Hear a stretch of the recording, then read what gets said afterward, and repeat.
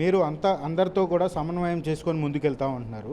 మరి దేవినేని ఉమానిను, ఇటు బొమ్మసాని సుబ్బారావుని కలిసి మీరేమన్నా దీని మీద ఏమన్నా చర్చించుకొని ముందుకెళ్ళే అవకాశం ఉందా? ఎప్పుడు కలిసే అవకాశం? బొమ్మసాని సుబ్బారావు గారిని కలిశానండి ఈరోజు ఉదయం.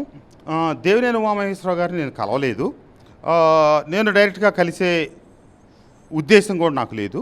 ఎందుకంటే మేమిద్దరం 2.5 దశాబ్దాలుగా ఎడమొహం పెడమొహంగా ఉన్నాం కాబట్టి పార్టీ పెద్దలు చొరవ తీసుకుని ఎక్కడ కూర్చోబెడితే వారితో కలిసి మాట్లాడడానికి నేను సిద్ధం.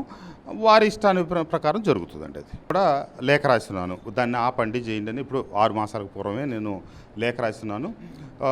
ఎన్జిటి వాళ్ళు కూడా అక్కడికి వచ్చి వెరిఫై చేయటం, అది కోర్టులకు వెళ్ళటం ఇవన్నీ కూడా జరిగినాయి. దాంట్లో ప్రధానంగా ఎవరున్నారు అనే దాని మీదట మొదటి నుంచి రెవెన్యూ పరంగా నివేదికలు ఉన్నాయి.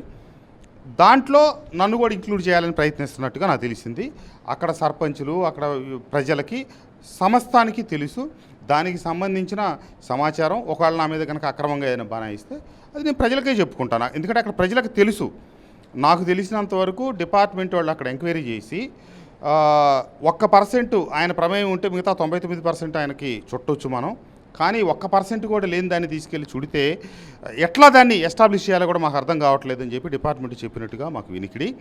దాని మీదట మరి అవును కాదు, అయినా కాదు కూడదు వెళ్ళాల్సిందే అని వెళ్తారా, లేకపోతే అసలు సంబంధం లేని వ్యక్తిని ఎట్లా ఈ దీంట్లోకి లాగి మనం అబాస్ పాలవుతాం, డిపార్ట్మెంట్ ప్రభుత్వం అనే వదిలేస్తారా, అది వారి ఇష్టం. నేను చేయగలిగేది ఏం లేదు. ఫైనల్గా మీరు అందరితో కూడా సమన్వయం చేసుకొని ముందుకెళ్తా ఉంటున్నారు.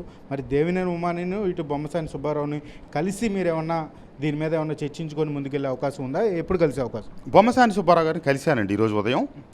దేవినేని ఉమామహేశ్వరరావు గారిని నేను కలవలేదు. నేను డైరెక్ట్గా కలిసే ఉద్దేశం కూడా నాకు లేదు. ఎందుకంటే మేమిద్దరం 2.5 దశాబ్దాలుగా ఎడమొహం పెడమొహంగా ఉన్నాం కాబట్టి పార్టీ పెద్దలు చొరవ తీసుకుని ఎక్కడ కూర్చోబెడితే వారితో కలిసి మాట్లాడడానికి నేను సిద్ధం. వారి ఇష్టాన్ని ప్రకారం జరుగుతుందండి. అది